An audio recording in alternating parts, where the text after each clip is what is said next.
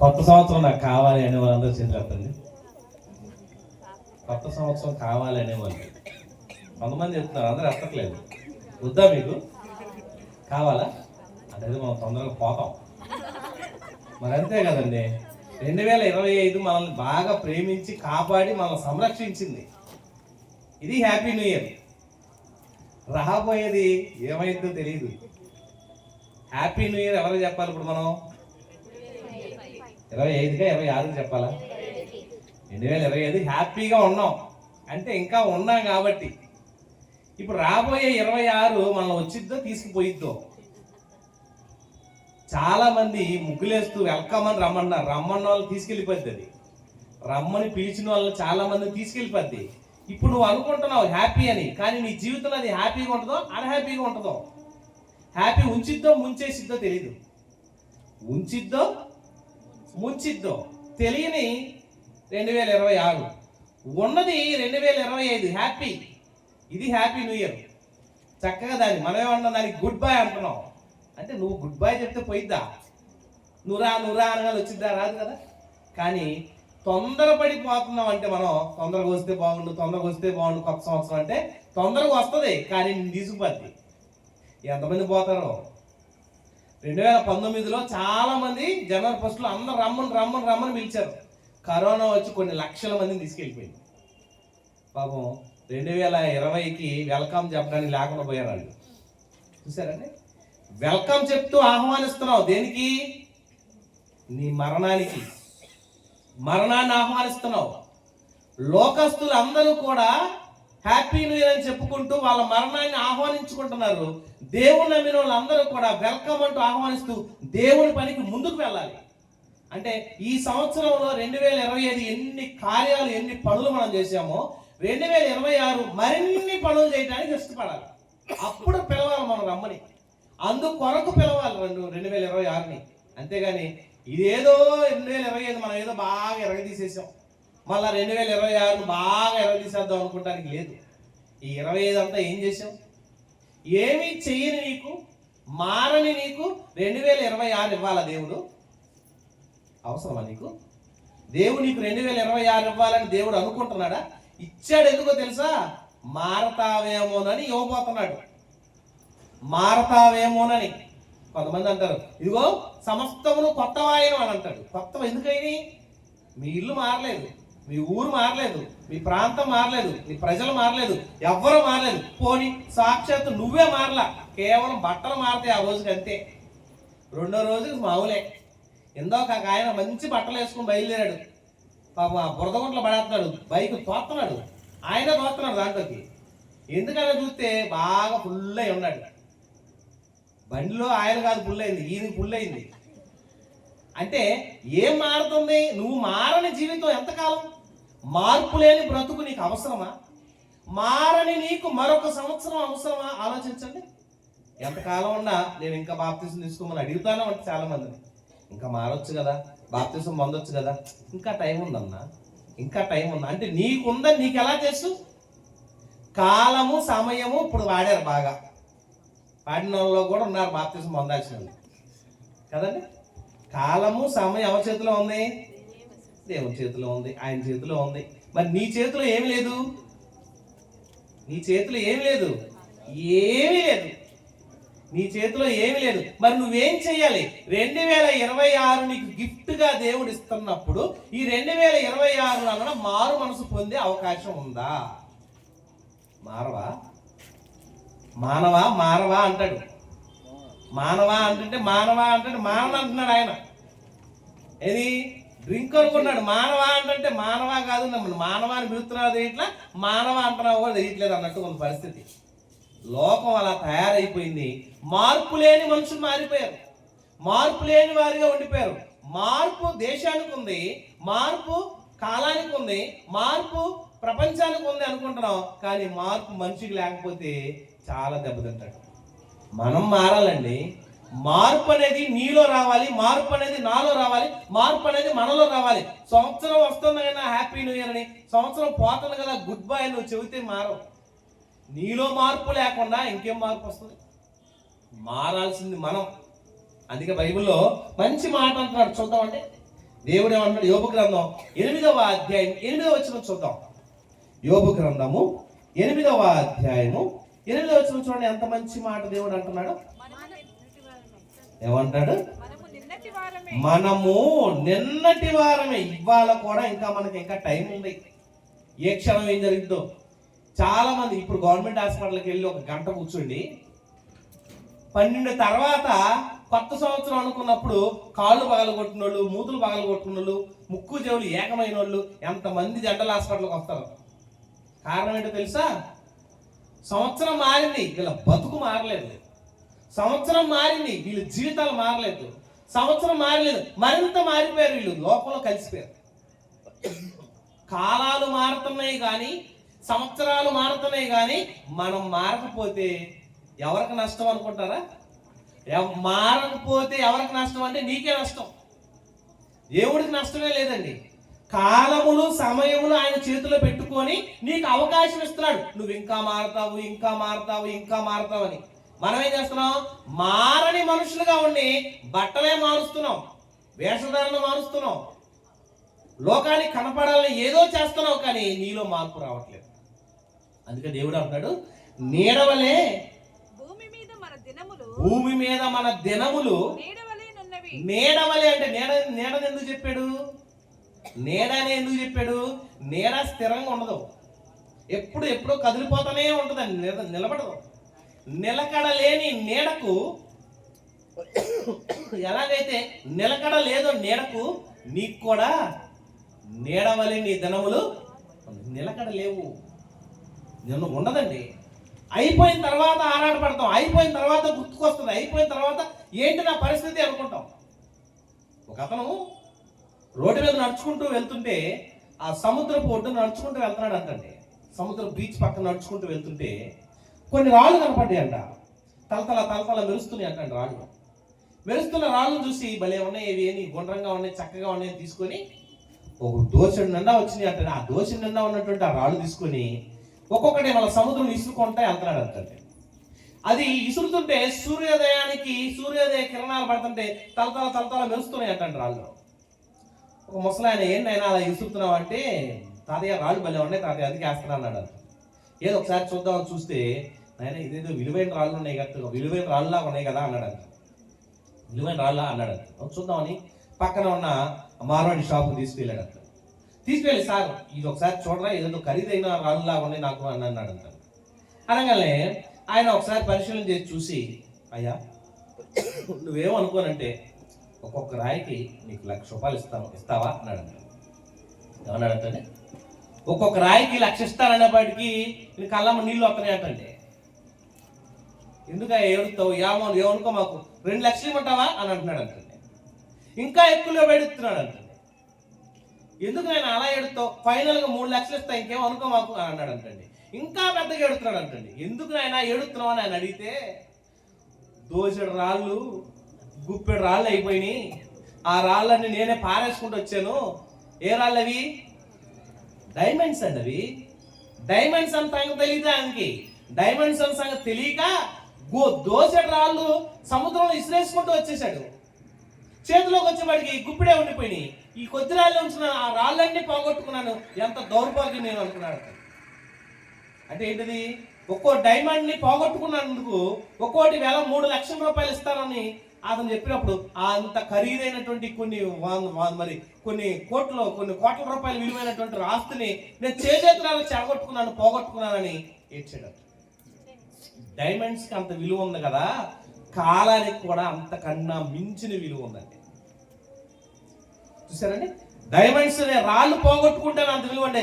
దానికంటే ఖరీదైనది ఏంటిది? ఖరీదైనది సమయం అండి. ఒక ఆయనకి హార్ట్ అటాక్ వస్తే హడావుడిగా హాస్పిటల్ తీసుకొచ్చేసారు. అప్పుడు డాక్టర్ గారు అన్నట, 1 గంట ముందు వచ్చినట్టే ఈయన ప్రాణం కాపాడుకునే వాళ్ళం అన్నాడు. 1 గంట విలువైన కోట్ల రూపాయల కన్నా విలువైంది ఏంటిది? సమయం. సమయాన్ని సద్వినియోగపరచుకోలేక లోకం అంతా పాడైపోతుంటే, సమయాన్ని సద్వినియోగపరచుకోక దేవునికి వ్యతిరేకంగా మనుషులు ఉంటుంటే, సమయాన్ని సద్వినియోగపరచుకోలేక నీ జీవితాన్ని చాలా నాశనం చేసుకుంటుంటే, దేవుడిచ్చిన ఈ అవకాశాన్ని ఎవరండి దేవుడి కొరకు మాట్లాడుతుంది? ఎవరి కొరకు దేవుడి కొరకు బ్రతుకుతుంది? నీకు ఇచ్చిన అవకాశాన్ని ఎప్పుడు ఇంక సద్వినియోగపరుచుకునేది? కాలాలు మారుతున్నాయి, సమయాలు మారుతున్నాయి, రోజులు మారుతున్నాయి, సంవత్సరాలు మారుతున్నాయి, నెలలు మారుతున్నాయి, మనలో మార్పు రావటం లేదు. పోగొట్టుకుంటున్నాం. డైమండ్స్ కంటే విలువైనటువంటి కాలాన్ని మనం పోగొట్టుకుంటున్నాం. దేవునిలో గడిపితే ఎంత బాగుంటుందండి. చాలా మంది లోకంలో ఈరోజు సరదాలు, డ్యాన్సులు, ప్రోగ్రామ్స్, క్లబ్బులు ఏంటండి? ఎక్కడ రోడ్డు మీద వస్తుంటే ఒక చోట బాగా రద్దీగా ఉంది, ఏమో బట్టలు కొట్టేమో అనుకున్నా, ఇంకా దగ్గరకు వచ్చేప్పటికి చికెన్ షాప్ ఏమో అనుకున్నా, ఇంకా దగ్గరకు వచ్చేప్పటికి బీర్ షాప్. ఇంతమంది ఉన్నారా అనుకున్నాం.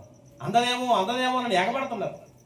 అంటే రాత్రంతా తాగాలి, తెల్లవారులు దొల్లాలి, ఎగరాలి, ఇదే పండగ అనుకుంటుంది సమాజం.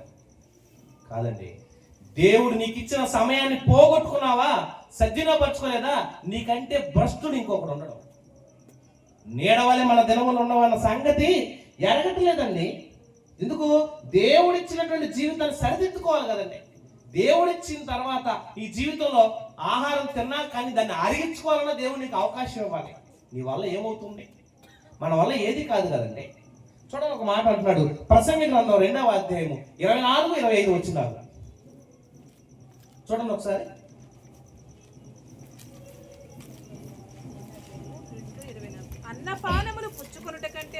అన్నపానములు పుచ్చుకొనుట కంటేను తన కష్టార్జితము చేత సుఖపడుట కంటేను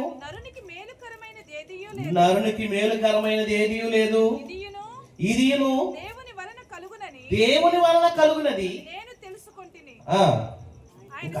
ఆయన సెలవు లేక భోజనం చేసి సంతోషించుట ఎవరికి సాధ్యము? తినదాన్ని బట్టి సంతోషపడటం కూడా ఎవరికి సాధ్యం? దేవుడు ఇవ్వాలండి నీకు. ఆయన ఇవ్వకుండా నువ్వేం చేసినా ఉపయోగం లేదు కదా. కొత్త సంవత్సరం ఈ కొత్త సంవత్సరం అనే ఆనందంలో ఉంటున్నావు. ఎన్నాళ్ళు పడుతున్నాయి? ఒక రోజు చెప్పుకుంటావు. తెల్లవారితే హ్యాపీ న్యూ ఇయర్ అని చెప్పుకుంటావు. ఒక గంట ముందు అయితే అడ్వాన్స్ హ్యాపీ న్యూ ఇయర్ అని చెప్పుకుంటావు. తర్వాత రోజు చెప్తావేంటి? మర్చిపోతావు. రెండో రోజు, మూడో రోజు, నాలుగో రోజు హ్యాపీ న్యూ ఇయర్ చెప్పరు. ఎప్పుడో కొత్తగా మనిషి కనపడితే ఆ రోజు చెప్పుకుంటావు. ఒక నెల తర్వాత అసలు మర్చిపోతావు. అంటే అది కొత్త సంవత్సరం కాదా? జనవరి నెలలో 1వ తారీఖు 1వ రోజే కొత్త సంవత్సరమా? జనవరి నెలలో ఒక్కొక్క డేటు కొత్తగా వచ్చేది కదా. ఫిబ్రవరిలో ఒక్కొక్క డేటు కొత్తగా వచ్చేది కదా. మరి అన్ని కొత్తయే కదా. సంవత్సరం అంతా కొత్తయే కదండి. ఈ డిసెంబర్ 31 కూడా ఇవాళ కొత్తదే కదా. అది పాత కాదు కదా. ఇది కూడా ఇవాళ కొత్తదే. నువ్వు అనుకుంటున్న ఒక్క రోజు ఒక్క సమయం, ఒక గంట, ఒక 24 గంటలే కొత్త సంవత్సరం అనుకో మురిసిపోతున్నావు. అన్ని రోజుల్లాగే తెల్లవారుతుంది, అన్ని రోజుల్లాగే అస్తమిస్తుంది. నువ్వు అనుకుంటున్నావు, కానీ దేవుడు అనుకుంటున్నాడు నీకు ఇంకా మారు మనసు రాలేదా అని.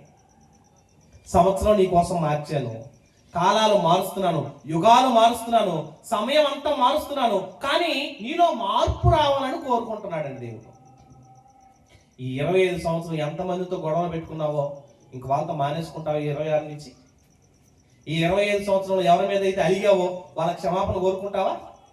ఈ 25 సంవత్సరం ఎవరినైతే విభేదించి బయటకు వచ్చావో వాళ్ళ మీద మనసు మార్చుకొని వాళ్ళతో క్షమాపణ కోరుతావా? ఈ 25 సంవత్సరం ఎవరి మీద గొడవ పెట్టుకున్నావో వాళ్ళతో క్షమాపణ కోరుతావా? ఈ 25లో కొంతమంది భార్యలు పైకి నెట్టిస్తుంటారు, కొంతమంది భర్తలు పైకి నెట్టిస్తుంటారు. ఇళ్లలో పలుక్కోరు. ఇళ్లలో మధ్యలో మీడియేటర్గా పిల్లలు వాడుకుంటారు. డాడీ చెప్పరా, మమ్మీ చెప్పరా అని. మార్పు ఎప్పుడు వస్తుంది నీలో? మారని జీవితాలు, మారని బ్రతుకులు నీలో ఉన్నంత వరకు నీకు కొత్త సంవత్సరమైనా పాత సంవత్సరమైనా ఒకటే కదండి. కానీ దేవుడు అంటున్నాడు నీలో మార్పు కావాలి. ఆ మార్పు నీలో చూడాలనుకుంటున్నాడు. ఆ మార్పును చూపించాలని దేవుడు కోరుకుంటున్నాడు. అలా కోరాలనే దేవుడు నిన్ను ఆశీర్వదించాలనుకుంటున్నాడు. మరి ఎప్పుడు నిన్ను మారేది? ఇంకా మార్పు రావడం కోసమే. చూడండి ఏమంటున్నాడు. ద్వితీయోపదేశకాండం 32వ అధ్యాయం 7వ వచనం. ద్వితీయోపదేశకాండము 32వ అధ్యాయము 7వ వచనం చూడండి ఏమంటున్నాడు. 32వ అధ్యాయము 7వ వచనం. పూర్వ దినములను జ్ఞాపకము చేసుకొనుము, తరతరముల సంవత్సరములను తలంచుకొనుము, నీ తండ్రిని అడుగుము, అతడు నీకు తెలుపును, నీ పెద్దలను అడుగుము, వారు నీతో చెప్పుదురు. చూసారా ఉన్నాడు ఏమంటున్నాడండి? పూర్వ దినములను జ్ఞాపకం చేసుకొనుము, తరతరాలను సంవత్సరాలను తలంచుకొనుము. ఆ దినముల్లో ఏం జరిగింది, ఎలా ఉన్నాయి ఒకసారి తలంచుకో. జరగబోయే దినాలు ప్రమాదంలో రాకుండా ఉండాలంటే ముందే జాగ్రత్త పడి అంటున్నాడు. సమయం ఎంత ముఖ్యమో, కాలం ఎంత ముఖ్యమో.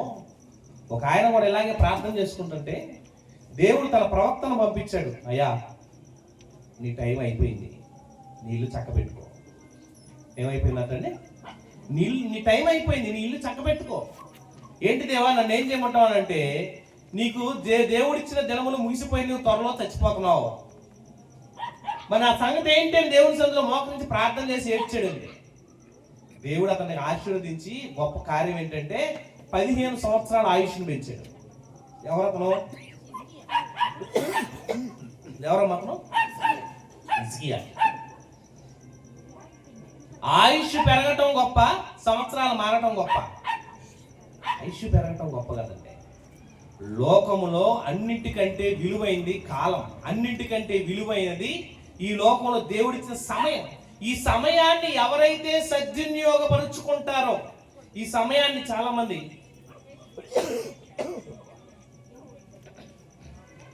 పోకిరి మాటలతోనూ, అల్లరితోనూ, ఆటపాటలతోనూ, సరదాలతోనూ, సెల్ ఫోన్లతోనూ చాలా మంది వారి సమయాన్ని గడిపేస్తున్నారు. అలా గడిపి గడిపి గడిపి జీవితాలని వ్యర్థం చేసుకుంటున్నారు.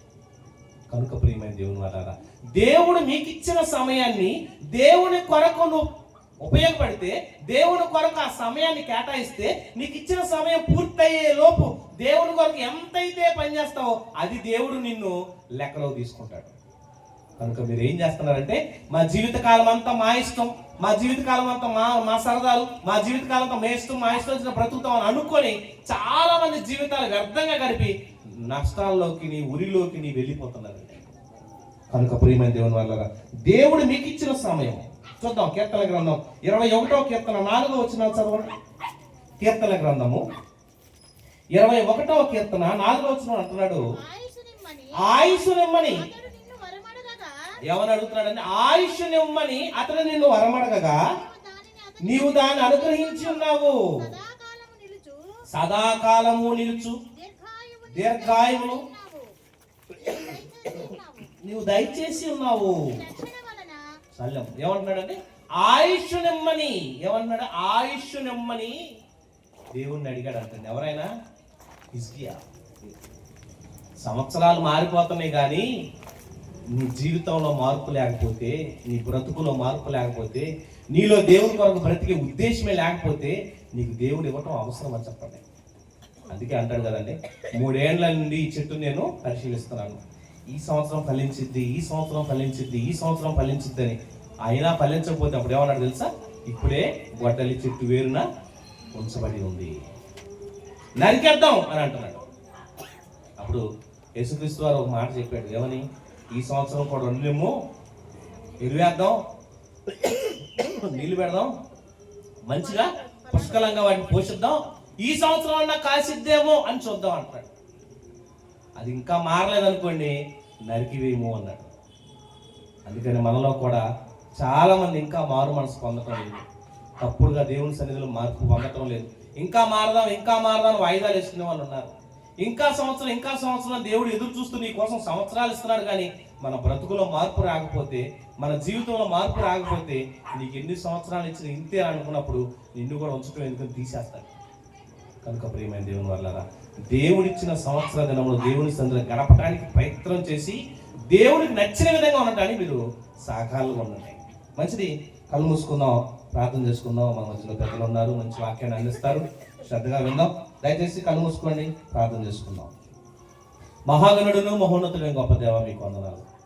విత్తబడిన మాటలు అపవాదించుకొని పోకుండా నాయన, ఇదిగో తండ్రి, నూతన సంవత్సరం అనే ఆనందంలో కన్నా మారు మనసు పశ్చాత్తాపం కలిగి నూతనమైన కార్యాలు జరగటానికి, నూతనమైన జీవితంలో జీవించడానికి ఒక మహోన్నతమైనటువంటి సమయాన్ని, మహోన్నతమైనటువంటి సంవత్సరాన్ని నీ బిడ్డలకు గిఫ్ట్గా మీరు ఇవ్వబోతున్నారు. మరింతగా మరొక సంవత్సరాన్ని ఇవ్వబోతున్నారు. ఆ సంవత్సరం మమ్మల్ని ఉంచుతుందో, తీసుకువెళ్తుందో, ముంచుతుందో తెలియని జీవితం. కానీ తండ్రి 2025 అంతా మీరు కాపాడారు. 26 రాబోతుంది. రాబోయే 26లో మారని వారికి మారు మనసు, మారిన వారికి మరింత పనిని, ఇంకనూ దేవుని పనిలో కష్టపడే వారికి మరింత కష్టమైన పనులను జరిగించి మీ నామానికి మహిమ తెచ్చుకుంటారని, కూడి వచ్చిన ప్రతి బిడ్డకును సంతోషము, సమాధానం, నెమ్మదిని కలిగిస్తారని, నిత్య జీవానికి ప్రతి ఒక్క బిడ్డను వారసులుగా చేయమని మా అందరి కోసం కలవరగిరిలో ప్రాణం పెట్టి తిరిగిచ్చిన క్రీస్తు వారి పరిశుద్ధ నామమున ప్రార్థిస్తూ వేడుకొంచున్నాము తండ్రి. ఆమేన్. అందరికీ వందనాలు. చక్కటి వాక్య సందేశాన్ని అందించినటువంటి అన్నయ్య గారికి సంఘం తరపున అలానే ఈ యొక్క ఆరాధన కార్యక్రమం తరపున హృదయపూర్వకమైనటువంటి వందనాలను తెలియజేసుకుంటున్నాం.